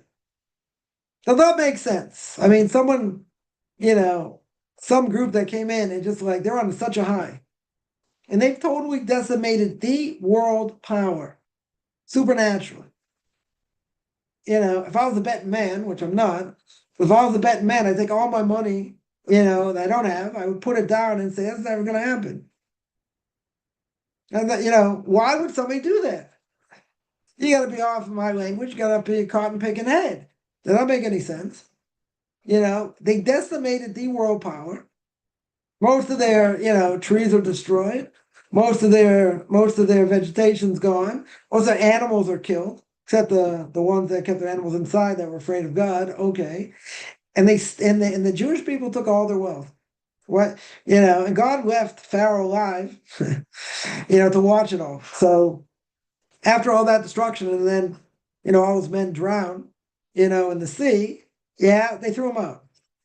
They threw him out of power. Yeah, he became the king of Nineveh, right? King of Pago, got totally demoted. So this superpower, the world power, let's say better, this world power got totally decimated. So Rebbe comes along Yisro, and he says, all the miracles, yeah, you take it, you take it for what it is. Very good. Yeah, you take the split in the sea. Okay. Yeah. But why the word of Amalek? So Rebbe says, very interesting. He says, look what Amalek did. Yeah. The world power of that time got totally destroyed. Absolutely destroyed. And they're still willing to fight against them. They're stupid enough to want to still fight against them. So Yisro says, I'm going to be part of these people. Because that is so illogical. And what their God did, he said, I want to be part of that people. Right? Now, again, I'm not saying it's, it's the reason. But think about it. The whole world heard what happened. Right? So we say, ain't no Maria Lashmiya. Oh, ain't no but Shmiya Laria, sorry. There's no comparison between something you hear about and something you witness yourself. There's no comparison. Right? But he came and he got the message. Yeah, he heard about the miracles. He says, I want to be part of these people. I want to absolutely be part of these people. Yeah. But the thing was that he now saw what the truth is. And that's a huge thing. There wasn't an idol that he didn't worship. Since there wasn't an idol he didn't worship, he's got a big ego here. Look, I am the head cheese, so to speak. I'm the head cheese of all the people of Midian. I am the high priest. The big cheese, we'll call him. Yeah, he was totally wrong. Not only was he totally wrong, he was able to eat his pride, right? Kick away his ego.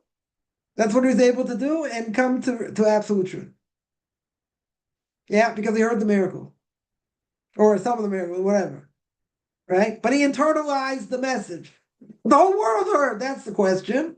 The entire world heard the same thing. How come no one changed? How come no one came except the mixed multitude? We had a problem with the mixed multitude. Still have a problem with the mixed multitude today. Okay. Well, what's the issue? Didn't they hear? They also heard. They weren't there. They didn't see it. Right? They totally didn't see it. So if they didn't see it, it doesn't have the same effect. Right? It won't have the same effect as if you saw it. Right? But the fact, even if he didn't see it, and he heard about it, and he got the message, guess what? He was the head cheese. I'm not going to change. He changed. He got the message. He understood. And he changed. That's the first thing. In addition, it says, just wrote part with everyone in order so that he can go back to his nation and convert more people to Judaism. Oh, yeah. Couldn't someone say the source that it's a mitzvah to reach out to make converts? Yeah, why? So I think I'm going to ask a different question. So I'll ask a different question and get back to this. The question is, why didn't he go with the Jewish people? That's the obvious question. Yeah. Why did he want to reach out to others? Why in the world did he want to reach out to others? Yeah, Abraham did the same thing, right? Before the Torah was given. So you can say that's okay. But even before we get to that, why did he go back? Why did he go with the Jewish people? That's what everybody asks. Yeah, very basic question. He should have gone with the majority. Who are the majority? The Jews. Go with them. Right? Go with them. Why in the world would you not go after everything that happened? Why in the world wouldn't you go? That's the question the commentaries ask. Right? So what's the answer? One answer is that he felt if he went back to his own country, and he spoke their language and he knew where they came from, and he understood them better than where he's going, most likely, it'll have much more an effect. It'll have much more an effect on everybody else. But the mind-boggling thing, tell me he's going to go with the Jewish people, be part of the Jewish people, go with them in the desert. That would make more sense. But he wanted to go back in order to reach out to people there. Very good. He wanted to reach out to them in order to teach them. Right? So now you can ask, it's a mitzvah to reach out to converts. I don't know. It's before the Torah is given. All right. Right. The question is, when did Yisro come? That's also a big discussion. Did Yisro come before the giving of the Torah or after? If he came before the giving of the Torah, then there's no question. Yeah, because, it didn't apply before giving of the Torah. But you could ask it by Abraham. How was Abraham allowed to do it? So, what was he convincing them? He wasn't convincing them to, he was convincing them to believe in one God. Very good. Right? And even though he kept the Torah before it was given, whatever that means, not everyone's going to keep exactly what he kept, per se. Right? So here, so now if you tell me that the Torah is given, and now there's a problem, to reach out to them, right? So you could say, well, isn't that a mitzvah to reach out to make converts? But we don't do that, right? Even if you want to say that's what he did, and that's what Abraham did. So again, if it's before the giving of the Torah, you don't have a question. If it's after the giving of the Torah, right? He went back to teach his nation. Now, who says he's out there to make converts? He himself converted. Very good. Maybe he's teaching them Noahide laws also. Right? Who says 100% he's teaching them? He's teaching them in order for the sake of conversion. Yeah. But he's going back. Yeah, what's he doing? He's going back and telling the masses, look where I came from. Look what we just heard. Right? So he's busy trying to convince them, at least not to believe in idolatry, that's for sure.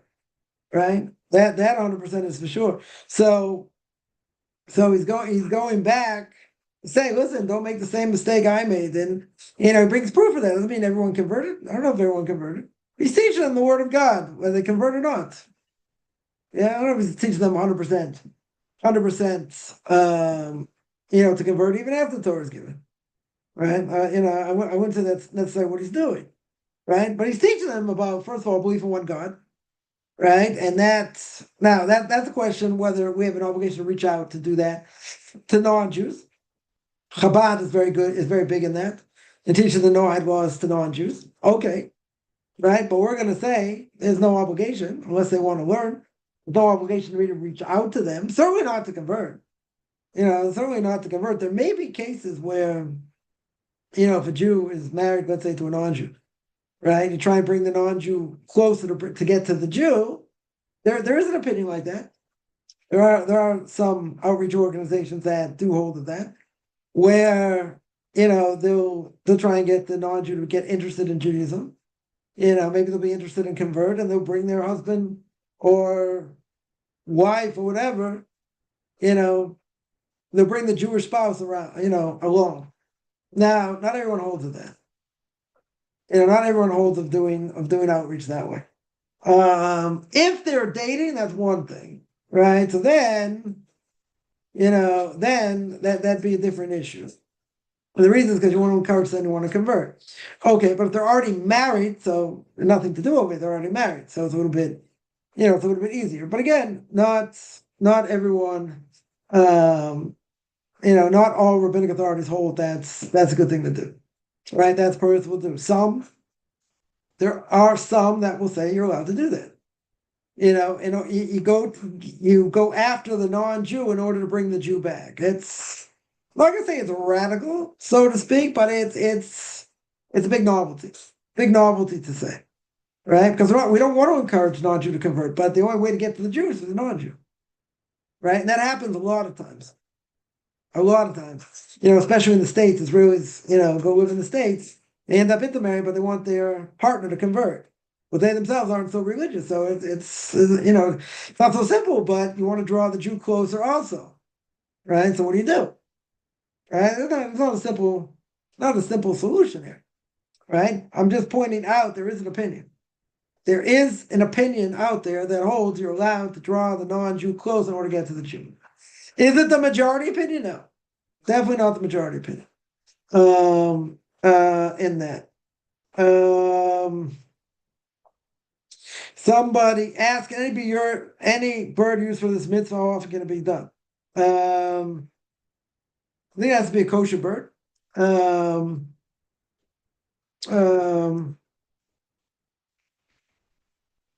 Let me just double check. Can be performed in any kosher bird species. Yeah. Pigeons, doves, sparrows, ducks, geese, cardinals, robins. Yeah. It shouldn't be done for, let's say, unkosher birds. Let's say hawks, ravens, eagles, right, so to speak. Again, pigeons, doves, sparrows, those type of birds are okay.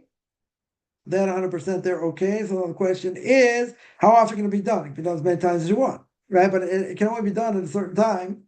Again, where, let's say it's the same bird.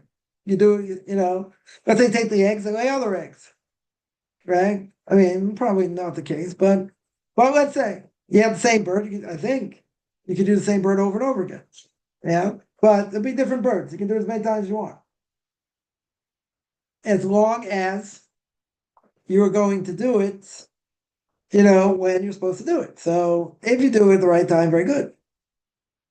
Right? If you do it at the right time, then you can do as many, you can do as many times as you want. Now, once you take the eggs, there are no more eggs, right? So then, you have to find another nest. There are some people that like invest a lot of time and a lot of energy to allow people to do this mitzvah. In other words, someone calls them up and they say, "Yeah, I want to do this mitzvah for I don't know whatever reason, right?" Whatever thing they have in mind. And there are people out there, that's what they do. That's part of what they do. They know where to look, they know where they hang out, and and they will help them do the mitzvah. Obviously, you're going to pay them something, obviously, for helping you, set that up. But I mean, technically, you can do it over and over again. There's no limitation, right? There's no limitation. Do you have to hatch the egg? No, you eat them straight away. Fix an omelet. That's it, right? Egg drop soup, right? Before they become anything, right? You eat it straight away, right? It should be done straight away. Before there's a certain point where you're not allowed to, where you already see like how part of it's formed. So if it's like relatively at the beginning, so to speak, then yeah. So then you would do it. But if it already starts to form and there's some sort of form in there, you wouldn't be allowed to. Right? At a certain time you're allowed to do it. Turkey's gonna kill the mother instead of just shooing away. Um, that's not the mitzvah. The mitzvah is you're not allowed to kill the mother bird. You don't kill the mother bird, right? Let's say it be a turkey. I don't know. Let's say it be any other kosher bird, whatever it is. What they say, robin, sparrow, pigeons, doves, ducks, geese, let's say. Okay. Yeah. So the mitzvah again is to shoo away the mother bird, not to kill it. Right. So in this case, same thing. Same thing with a turkey or any other bird, any other kosher bird. You don't kill it. Right. You don't the mitzvah is you shoo away the mother bird. Right. And you take the eggs. Right. Now, if you see the mother bird flying around, you catch it, you kill it, okay, but the mitzvah is not killing the mother bird.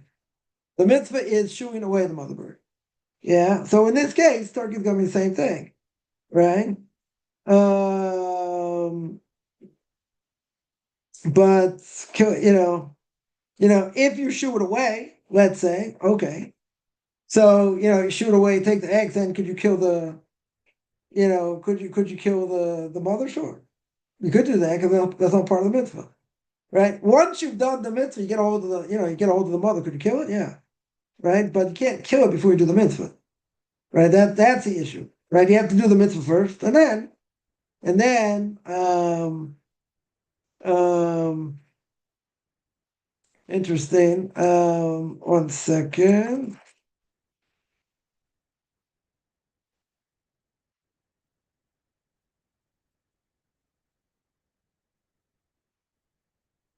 Um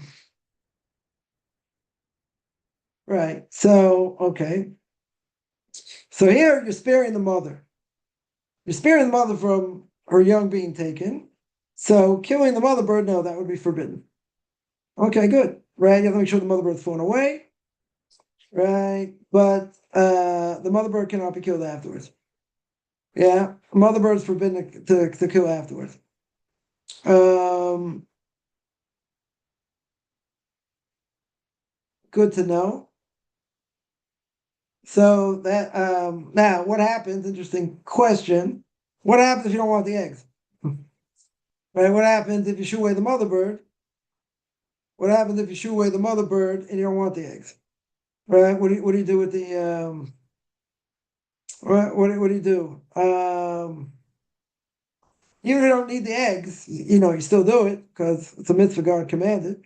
You can say you can send away the mother bird. You don't have to grab it with your hand, let's say. Take a stick or something, scare it away. So it flies away from the nest. Then you pick up the eggs, let's say with a plastic glove, or so the eggs will not get a human smell, and the mother will be returning to the nest. So you do it with gloves, so the mother won't remember where it is. You don't have to eat them, right? You can put them back. You can make them ownerless, and you can have someone else do it, right?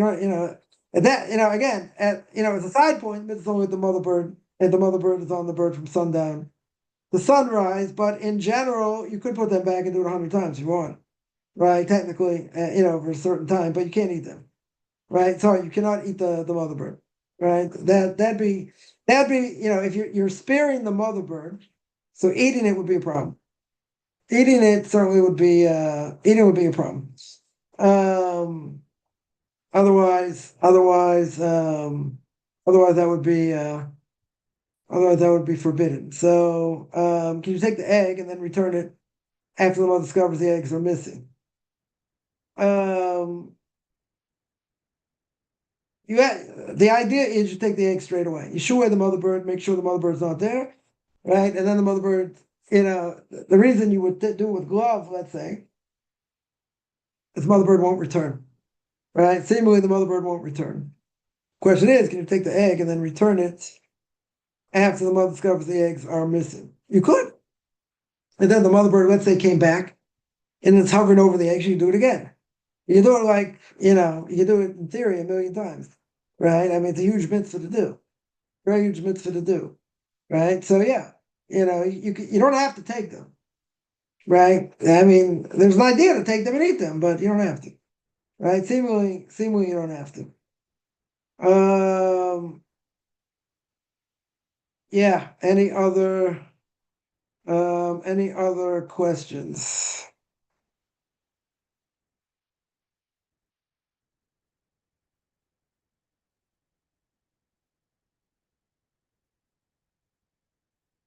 Here, this mitzvah just means take the eggs first. No, it's not taking the eggs first. You have to shoo away the mother first.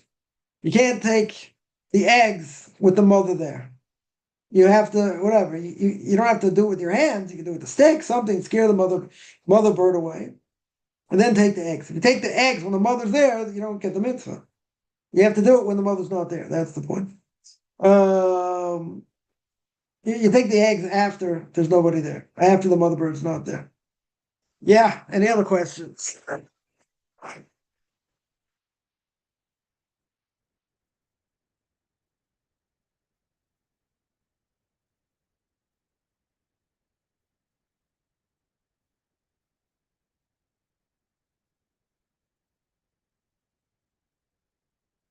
All right, so no questions. I'm going to sign out. I do this every Sunday, 9 o'clock Eastern Time, 4 o'clock Israel time. Anyone has any questions, feel free. Find me on Facebook at Michael Kaufman, Beyond Orthodox Conversion Jews, OrthodoxConversion.com, Beyond Orthodox Conversion to Judaism on YouTube. There you got videos, Q&As, ethics of our fathers, Book of Leviticus. Want to send me an email, RabbiChaimKaufman@gmail.com, RBBI, ChaimCoffman @gmail.com, whatever good.